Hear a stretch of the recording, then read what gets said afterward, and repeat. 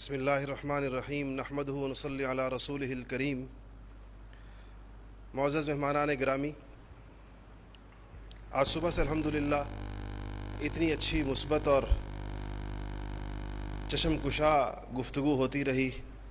جن حضرات نے اپنی پریزنٹیشنز پیش کی اس میں لوگوں کی دلچسپی کا ایک بہت بڑا سامان اس میں موجود تھا۔ تمام شرکاء اس کا اظہار کھانے کے دوران اور اس سے پہلے کی نشستوں میں کرتے رہے کہ ہمیں بہت زیادہ فائدہ ہوا جو گفتگو ہم نے یہاں پر سنی۔ میں ذرا اس خاص ہماری جو ٹیکنیکل گفتگو ہے اس سے پیچھے کا ایک چھوٹا سا ایک پس منظر بیان کرنا چاہوں گا۔ آپ حضرات بخوبی واقف ہیں کہ پورا عالم اسلام اضطراب کا شکار ہے، بے چینی کا شکار ہے۔ کسی ملک کا بھی نام لے لیجئے کہ صومالیہ سے آپ شروع کریں، افریقہ کے ایک کونے سے، اور مالی سے ہوتے ہوئے لیبیا اور مراکش اور الجزائر، اور پھر آپ ادھر آئیے اور ادھر مصر، پھر شام، پھر اس کے بعد عراق، افغانستان، چیچنیا، فلسطین، کہاں کہاں کے آپ نام لیں گے، کشمیر، کہ پورے عالم اسلام میں خاص قسم کی بے چینی ہے۔ اور سیاسی حالات عالم اسلام کے ایسے ہیں کہ ان کی حکومتیں اور ان کے عوام باہم آپس میں بھڑے ہوئے نظر آتے ہیں۔ پورے عالم اسلام پر ایسی حکومتیں مسلط نظر آتی ہیں جو ان کی عوام کی خواہشات کی آئینہ دار نہیں ہیں۔ ایسا کہنا بہت مشکل ہے، کسی ایک آدھے ملک کا استثناء ہو سکتا ہے کہ عالم اسلام میں وہ لوگ حکومت کر رہے ہیں جس کو ان کی عوام چاہتی ہے۔ جیسے عوام کے مزاج کے آئینہ دار لوگ منصب اقتدار پر ہیں، تو شاید ایسا نہیں ہوگا۔ کہنا بہت مشکل ہے کہ سیسی کی حکومت مصر میں ایک بالکل درست حکومت ہے، اور بشار الاسد کی حکومت شام میں، اور اس وقت جو لیبیا میں ایک طوائف الملوکی ہے، یمن میں ایک طوائف الملوکی ہے، وہ طبقہ جس کی آبادی 5 یا 10% بڑی مشکل سے شاید ہو پورے یمن کی، وہ اس کے کیپٹل پر قابض ہے اور اس نے حکومت کا تختہ گرا دیا ہے۔ اسی طرح شام میں بھی جو طبقہ برسر اقتدار ہے وہ شاید 10% عوامی نمائندگی کا بھی اس کا تناسب نہیں رکھتا۔ اس کی وجہ کیا ہے؟ عالم اسلام میں صرف یہ بے چینی کیوں ہے؟ یہ بے چینی عالم غرب میں، جس کو مغربی دنیا میں کیوں نہیں ہے؟ ان کی حکومتیں اور ان کے عوام آپس میں کیوں نہیں بھڑے ہوئے؟ اور ان کے در یہ سارا خلفشار اور یہ مظاہرے اور آپس کی اپنی فوج کے ساتھ اپنی عوام اور اپنی حکومت کے ساتھ اپنے لوگ، یہ صورتحال امریکہ میں، برطانیہ میں، کینیڈا میں، فرانس میں، کسی اور ملک میں کیوں نہیں ہے؟ یہ یقیناً ایک ایسا سوال ہے جو کہ اس دور کے ہر نوجوان کے ذہن میں پیدا ہونا چاہیے۔ اس کو اس پہ سوچنا چاہیے کہ آخر ایسا کیوں ہے۔ اس پر اس آخری عصر کے ایک بہت مشہور مصنف حضرت مولانا سید ابو الحسن علی ندوی رحمۃ اللہ علیہ نے کتاب لکھی ہے۔ اس کتاب کے نام سے آپ اندازہ لگائیے کہ آپ کو ساری بات سمجھ میں آئے گی کہ اسلامی ممالک میں یا مسلم ممالک میں اسلامیت اور مغربیت کی کشمکش، کہ مسلم دنیا میں ایک کشمکش ہے۔ اصل میں یہ جو کولونیل ایج گزرا، جو کالونیز تھی جس زمانے میں، اور اسلامی دنیا پر قبضہ تھا مغربی دنیا کا، مغربی استعمار کا، کہیں پر برطانوی برٹش قابض تھے، کہیں پر اٹیلینز قابض تھے، کہیں پر فرینچ قابض تھے۔ ہم نے اور آپ نے بھی 100 سال سے زیادہ کا عرصہ ان کی غلامی میں گزارا، اور 1947 میں انہوں نے ہندوستان کو چھوڑا، جس کے بعد اس کو تقسیم کیا، اور تقسیم کر کے وہ یہاں سے روانہ ہوئے۔ شاید ہی عالم اسلام کا کوئی ایسا ملک ہوگا جو لڑ کر باقاعدہ مسلح مزاحمت کر کے، اور اس نے مغربی دنیا کی فوجوں کو اپنی سرحدوں سے پار دھکیلا ہو،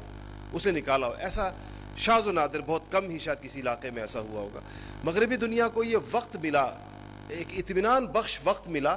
کہ جن ملکوں کو انہوں نے چھوڑا، اس ملک کو انہوں نے فزیکلی، ظاہری طور پر جسمانی اعتبار سے چھوڑا، باقی وہ وہاں پر اپنے دیر پا اثرات چھوڑ کر جانے میں کامیاب ہوئے۔ اور اسی کے اثرات ہیں عالم اسلام میں جو بے چینی نظر آتی ہے، کہ وہ وہاں پر اس بات کا بندوبست کر کے گئے ہیں کہ ہمارے یہاں سے جانے کے بعد بھی یہاں کی سیاست اور یہاں کی معیشت اور یہاں کی تعلیم، یہاں کا اقتصاد، یہاں کی معاشرت، یہ ہمارے ہاتھ میں رہے۔ ہم یہاں ایسے ادارے انہوں نے اپنے اس 100 سالہ قیام کے زمانے میں بنائے ہیں، اور اس کو چھوڑا ہے کہ یہ قیادت وہیں سے آتی چلی آئے گی، جمہور جس کو علامہ اقبال جمہور کہتے تھے، اس جمہور کی ریپرزنٹیشن کرنے والی قیادت عالم اسلام کے شاید ہی کسی ملک میں موجود ہو۔ کسی درجے میں ترکی میں دیکھیے، اگر عوامی امنگوں کی ترجمان حکومت ہے تو ایک ترکی نے اس پچھلی 2 دہائیوں میں کتنی غیر معمولی ترقی کی ہے، اس کی معیشت کہاں سے کہاں پہنچی ہے، اس کی کرنسی دیکھیے لیرا کہاں سے کہاں پہنچا ہے۔ مجھے اس پچھلے 1-1.5 سال میں 2 دفعہ ترکی جانے کا اتفاق ہوا، اور خاص اسی مقصد سے جانا ہوا، اور بہت غور سے ہم نے اس کے اداروں کو دیکھا، وہاں کی اس ترقیات کو دیکھا، اس کو سمجھنے کی کوشش کی کہ یہ جو کامیابی ترکی کو حاصل ہوئی ہے اس کی پشت پر چیزیں کیا ہیں۔ اس کشمکش کے نتیجے میں مسلمان نوجوان میں ایک بے چینی ہے، اور وہ پوری دنیا میں ہے۔ اس بے چینی کی پھر کئی صورتیں نکل رہی ہیں، رد عمل ہے اس کا، ایک ریاکشن ہے۔ یہ جو آپ شدت پسند قسم کی مزاحمتی تحریکیں دیکھ رہے ہیں پورے عالم اسلام میں نکل رہی، یہ بھی اس کا ایک رد عمل ہے، اور ایک اور طریقے کے ساتھ، اور بھی کئی شکلوں میں، کہ مسلمان نوجوان جو شعور رکھتا ہے، جو سوچ رکھتا ہے، وہ یہ محسوس کرتا ہے کہ میرے دین کے ساتھ، میرے مذہب کے ساتھ زیادتی ہو رہی ہے۔ وہ یہ سمجھتا ہے کہ ڈسکرمنیشن ہے، جو دین کی طرف منسوب لوگ ہیں، جو دین پر فخر کرنے والے لوگ ہیں، ان کے ساتھ بین الاقوامی طور پر ایک ایسا رویہ اپنایا جا رہا ہے جس کو کسی طور پر بھی عدل اور انصاف کا رویہ نہیں کہا جا سکتا۔ یہ عام مسلمان نوجوان کی سوچ اور فکر ہے، چاہے وہ پاکستان میں رہتا ہے، چاہے وہ لندن میں رہتا ہے، چاہے وہ امریکہ میں رہتا ہے، چاہے وہ کہیں پر بھی رہتا ہے۔ بین الاقوامی دنیا بھی اس کو سمجھتی ہے، مغربی مفکرین بھی اس کو سمجھتے ہیں، اور اپنی کتابوں میں وہ ان رویوں کے بارے میں ذکر کر رہے ہیں۔ فسق کی کتابیں اگر آپ نوم چومسکی کو اگر آپ پڑھ رہے ہوں، ان لوگوں کو، تو یہ لوگ اس کا باقاعدہ ذکر کر رہے ہیں کہ عالم اسلام میں جو بے چینی ہے، جو اضطراب ہے، اس کی وجہ مغرب کے دوہرے معیارات ہیں۔ اسلام کے ساتھ مغرب کا مسئلہ کیا ہے؟ اگر ہم اس کو سمجھ لیں آج کی نشست میں، تو ہماری آج کی نشست پھر بھی وصول ہو جائے گی۔ دیکھیں، دنیا میں ایک زمانے میں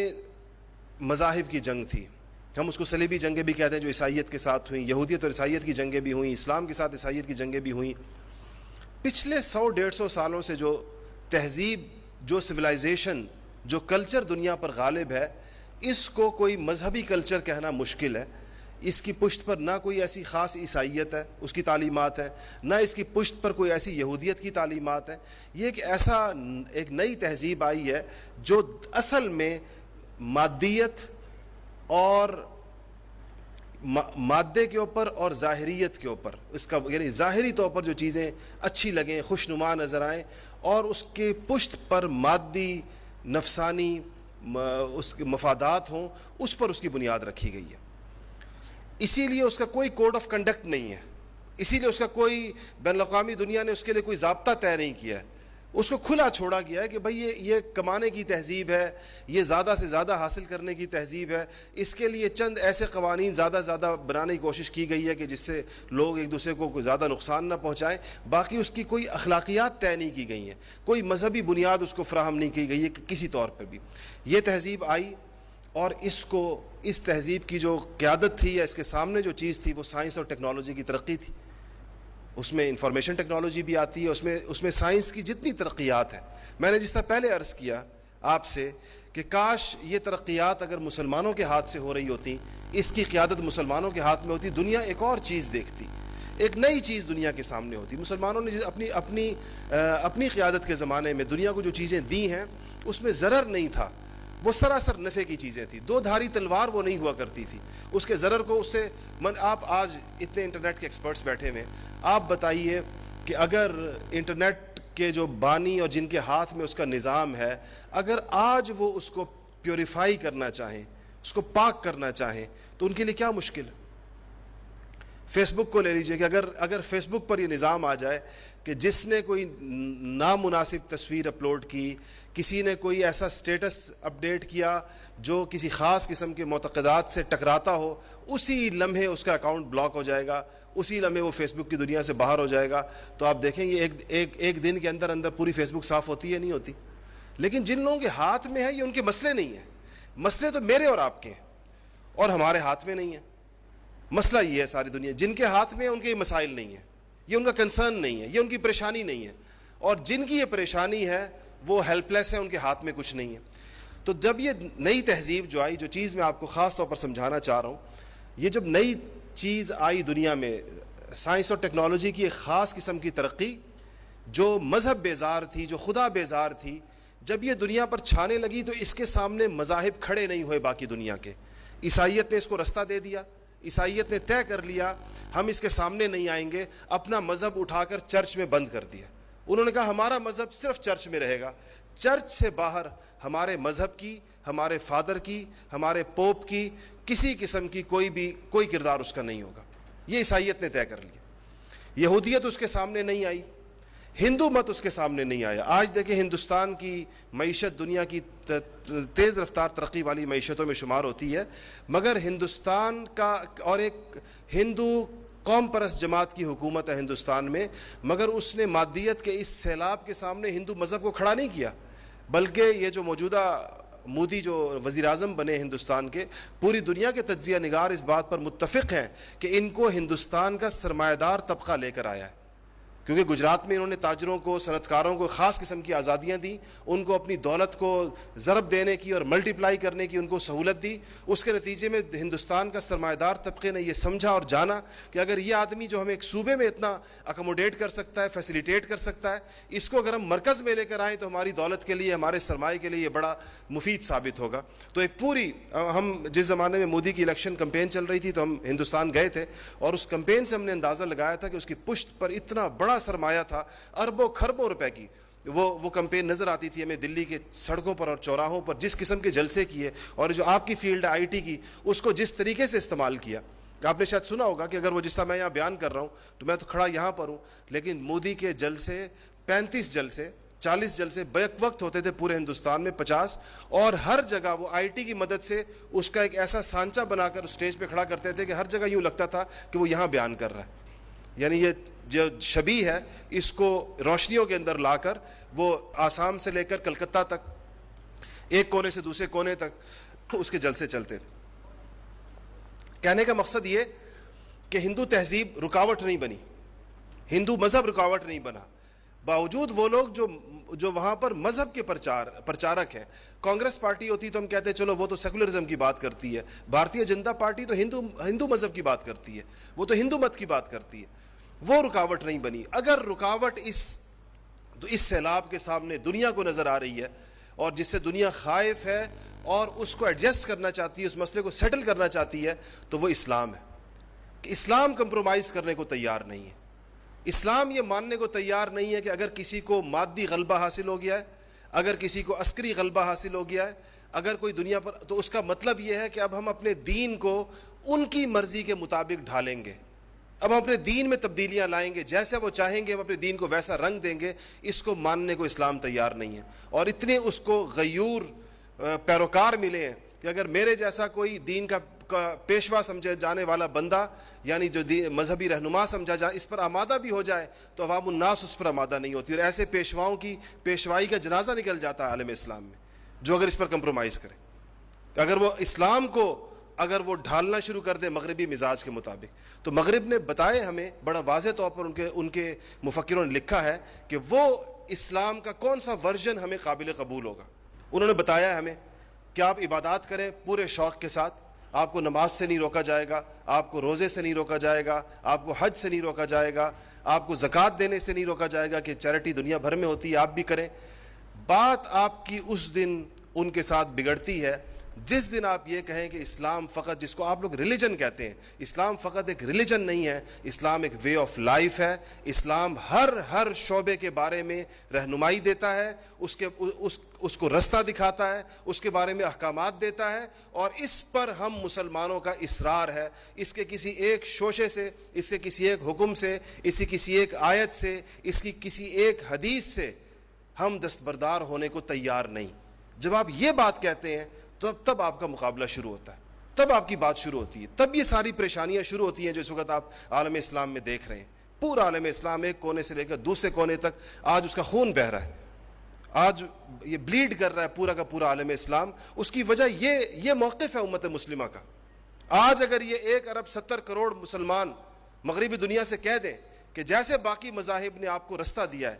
جیسے باقی مذاہب نے اپنے آپ کو آپ کے ساتھ ایڈجسٹ کیا ہے, اپنے دین کو اٹھا کر آپ کے سانچوں میں ڈھالا ہے, آپ کی بتائی ہوئی ترتیب پر اپنے دینی احکامات کو اثر نو مرتب کیا ہے. اگر آج آپ لوگ اس پر تیار ہو جائیں, پورا عالم اسلام پرسکون ہو جائے گا بظاہر.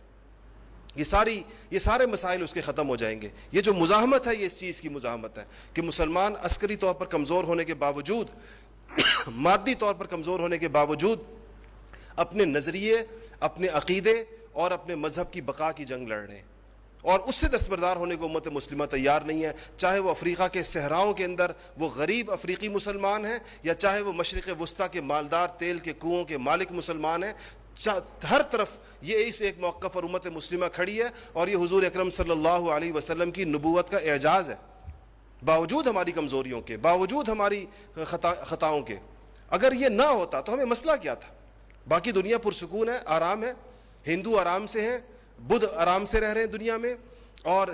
جو کمیونسٹ ہیں, جو سوشلسٹ ہیں, آرام سے رہ رہے ہیں, یہودی اور عیسائی آرام سے رہ رہے ہیں. مسلمان کیوں پریشان ہے پوری دنیا میں؟ اور ایک کونے سے لے کے دوسرے کونے تک اس کا خون اتنی بے دردی سے کیوں بہایا جا رہا ہے؟ پانی سے زیادہ اس کا خون سستا کیوں ہو گیا؟ اس کی وجہ یہ موقف ہے, اس کی وجہ امت مسلمہ کا یہ مزاج ہے, اور سے موجود ایسے افراد ہیں جنہوں نے جو اس پر سٹینڈ کر رہے ہیں. اور اسی کا مظہر ہی آپ لوگوں کا یہاں پر جمع ہونا ہے, اس امہ سائبر ٹیم کے نوجوانوں کا, کہ اب آپ نے کبھی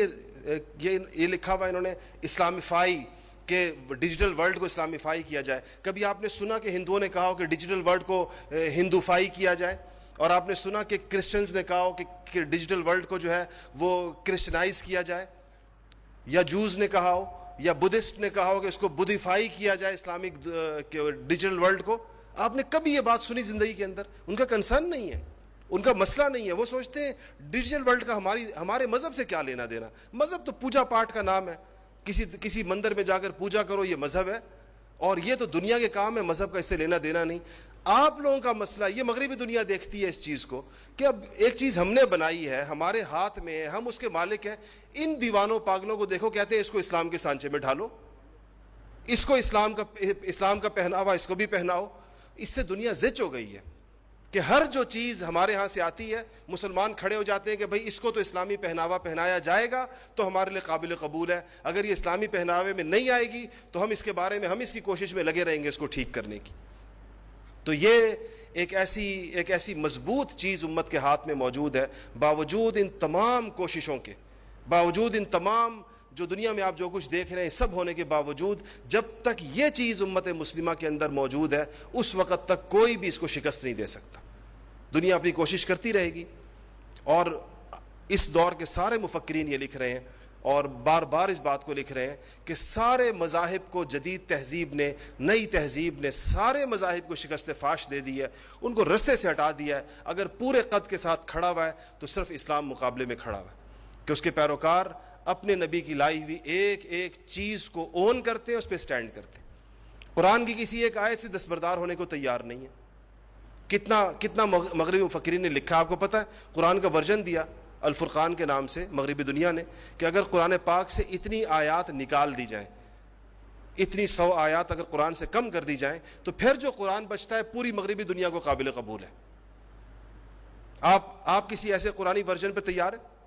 کسی ایسے قرآن کو ماننے کو تیار ہے؟ چاہے اس کے ساتھ کتنی بڑی پیشکشیں کیوں نہ آپ کو کر دی جائیں, چاہے آپ کی سڑکیں سونے کی بنا دی جائیں اور آپ کے گھروں پر ہیرے جواہرات لگا کر دے دیے جائیں, تب بھی آپ قرآن پاک کی اس قطر بیونت کے اوپر, اس کی اس قطع برید پر, اس کی اس کانٹ چھانٹ پر آپ تیار نہیں, اور کسی کو یہ حق دینے کو تیار نہیں کہ وہ یہ معاملہ کرے آپ کے ساتھ.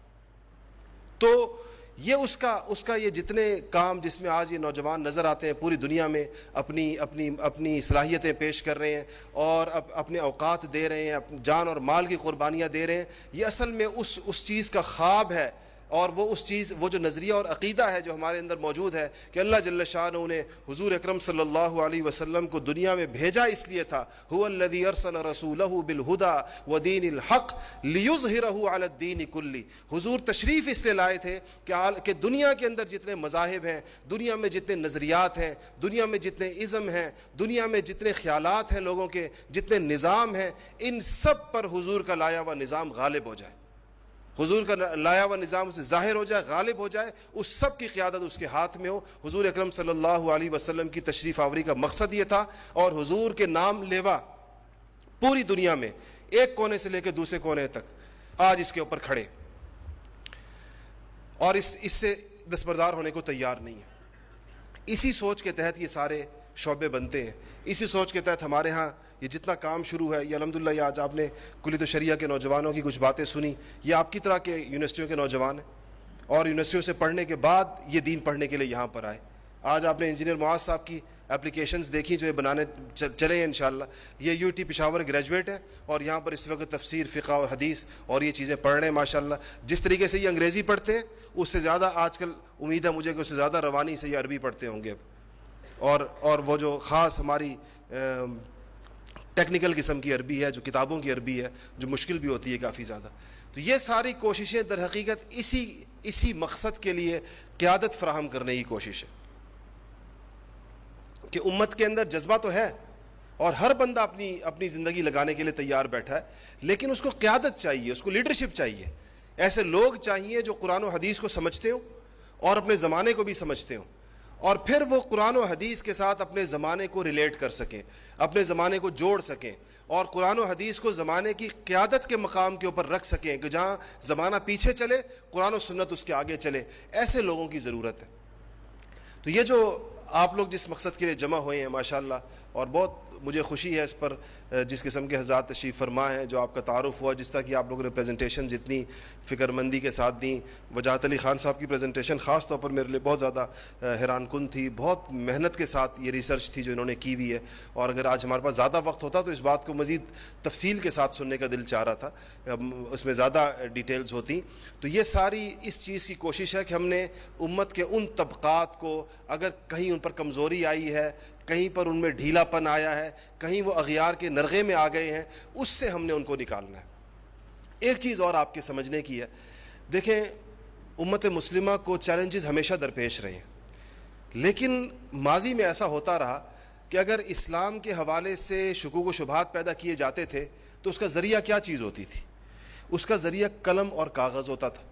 یا اس کا ذریعہ تقریر اور بیان ہوتا تھا۔ یہ دونوں چیزیں علماء کا میدان ہے۔ اگر کسی نے لکھا اسلام کے خلاف، علماء کے ہاتھ میں بڑا طاقتور قلم تھا، اس سے زیادہ اچھی تعبیرات کے ساتھ اس کا جواب دیا گیا۔ اورینٹلسٹس نے، جن کو مستشرقین کہتے ہیں، انہوں نے ہمیشہ حضور اکرم صلی اللہ علیہ وسلم کی سیرت مبارکہ پر اپنی ناپاک کوششیں کی، اس کو داغدار کرنے کی، کیچڑ اچھالنے کی۔ علماء نے اس کے ایسے جوابات دیے کہ اپنے بلوں میں واپس گھس گئے وہ لوگ۔ اور انگریزی میں بھی جو کچھ لکھا گیا یہاں پر ہندوستان، پاکستان میں خاص طور پر بر صغیر میں، کیسی شاندار انگریزی مولانا محمد علی جوہر صاحب نے لکھی، اور کیسی شاندار انگریزی جسٹس امیر علی نے لکھی، اور کیسی شاندار انگریزی مولانا عبد الماجد دریابادی نے لکھی۔ ان لوگوں نے جوابات دیے۔ مولانا محمد علی جوہر کے کامریڈ کے بارے میں کہتے ہیں کہ وہ اتنا مقبول اخبار تھا انگریزی کا کہ واسرائے نے ان سے ایک دفعہ کہا، ماؤنٹ بیٹن نے کہا کہ آپ کا اخبار جب ہمارے ہاں آتا ہے تو میں اور میری بیوی دونوں اس کی منتظر ہوتے ہیں، تو ہماری لڑائی اس پر ہو جاتی ہے کہ کون پہلے پڑھے گا۔ تو اس کا خاتمہ لڑائی کا ہم نے اس طرح کیا کہ آپ کے اخبار کی 2 کاپیاں لگوا لی ہیں، اب 2 آتی ہیں، جیسے ہی آتے ہیں کوئی دوسرے کو دینے کو آمادہ نہیں ہوتا۔ اتنی شستہ اور شاندار انگریزی، آزادی کا یہ اتنا بڑا مجاہد اور بطل حریت یہ لکھا کرتا تھا اور اس کے یہاں سے چھپتا تھا۔ اس لیے لوگوں کے گمراہ ہونے کے امکانات کم تھے۔ اگر گمراہی کا مواد آ رہا تھا تو اصلاح کا مواد اسی ذریعے سے، اسی میڈیم سے وہ بھی جا رہا تھا۔ 25-30 سال پہلے یہ دنیا میں، یا 40 سال پہلے یہ انقلاب آیا کہ اب جو ذریعہ ہوگا کمیونیکیشن کا، وہ انفارمیشن ٹیکنالوجی کے جو نئے ذرائع IT کے آئے ہیں وہ ہوں گے۔ اور ادھر وہ ایک ایسی جگہ تھی جس کے ایکسپرٹس آپ لوگ تو تھے اور ہیں، لیکن علماء کرام نہیں ہیں۔ بہت چیدہ تھوڑے سے ایسے لوگ ہوں گے جو اس ٹیکنالوجی سے واقف ہیں، یا اس میں کسی قیادت کی جگہ پر کھڑے ہو کر اس کو لگام دے سکتے ہوں، اس ٹیکنالوجی کو، یا اس کو خدمت اسلام کے لیے یا دفاع اسلام کے لیے استعمال کر سکتے ہوں۔ اب ٹریفک ون وے ہو گئی، یک طرفہ ہو گئی، کہ فتنے اس رستے سے آئیں گے، بے دینی اس رستے سے آئے گی، اور غالب ہونے کی کوشش مسلمانوں کے افکار اور خیالات پر اس رستے سے آئے گی، اور جواب ہم ان کو پرنٹ میڈیا سے دیں گے،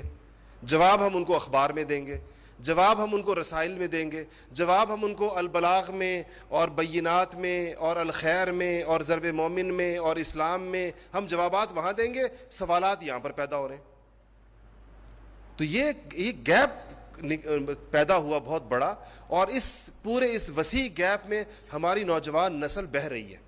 اس کو سوال اور پریشانیاں اور اپنا فلسفہ تو وہاں نظر آتا ہے، وہاں جواب نظر نہیں آتا. جہاں پر جواب نظر آتا ہے وہاں تو سوال ہی پیدا نہیں ہوا ہوا. تو اس سے کیسے یہ مسئلہ حل ہوگا؟ تو اس لیے اس کی ضرورت محسوس کی جا رہی ہے اور بڑی شدت کے ساتھ کہ آپ جیسے حضرات جو اس فیلڈ کے ماہرین ہیں، اور آپ جیسے اور سینکڑوں ہزاروں جو اس کے لیے تیار بیٹھے ہیں، یہ لوگ اور علماء کرام، مذہبی قائدین، مفکرین، یہ ایک سنرجائز محنت کریں، ایک ملی ہوئی محنت کریں کہ جس کے نتیجے میں علماء کا علم اور علماء کا تجربہ اور دین کے بارے میں ان کی تشریح و تعبیر اور آپ کا ہنر جو آپ کے ہاتھ میں، آپ کی انگلیوں کی پوروں میں ہے، اور آپ کے دماغ میں جو اس کے آئیڈیاز ہیں، یہ دونوں جب ملیں گے تو پہلے مرحلے میں امت مسلمہ کے نوجوانوں کی حفاظت ہوگی اور دوسرے مرحلے میں اسلام کی اشاعت ہوگی. اس وقت تو پہلا مرحلہ آپ کو درپیش ہے کہ آپ کے ہاتھ سے آپ کے نوجوان نکل رہے ہیں، وہ آپ کے ہاتھ سے پھسل رہے ہیں. آپ لوگ جو فیس بک کو دیکھنے والے، سوشل میڈیا کو دیکھنے والے لوگ ہیں، آپ یہ جو ملحدین کے پیجز ہیں اس کے اوپر مسلمان نوجوانوں کے کمنٹس دیکھ رہے ہیں اور اس کے اوپر ان کی گفتگو دیکھ رہے ہیں جو ہو رہی ہے. اس وقت بھی انگریزی اخبارات میں جو کچھ چھپ رہا ہے اور اس کے اوپر لوگ جو کمنٹ کر رہے ہیں، جس قسم کی باتیں، بنیادی اعتقادات کو چھیڑا جا رہا ہے اور ہلایا جا رہا ہے. مجھے ابھی ایک صاحب ملے مکہ مکرمہ میں، انہوں نے پاکستان کے ایک صف اول کے تعلیمی ادارے کا نام لیا جو پہلی سطح کا تعلیمی ادارہ ہے، کہ وہاں پر ایک صاحب کو بلایا گیا بیان کرنے کے لیے ابھی 1-1.5-2 مہینے پہلے، اور اس میں ان صاحب اس انسٹیٹیوشن کے لڑکے اور لڑکیاں دونوں بیٹھے ہوئے ہیں، اور وہ صاحب ان کو بتا رہے تھے کہ آپ کی سوسائٹی